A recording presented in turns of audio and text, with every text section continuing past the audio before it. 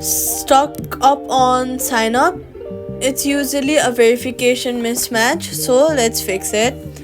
Make sure your details match your US bank's record exactly, and disable VPN and try using mobile data. Switch from Wi-Fi to mobile data.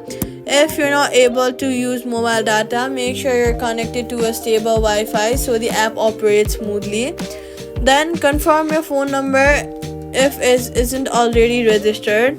If the app freezes, finish enrollment and on usbank.com. Open Safari and then search for usbank.com and then try finish your enrollment over there. Return to the app and log in, and that's it. Subscribe tip: user already exists means recover the account, do not create a new one. And that's it. Subscribe for more quick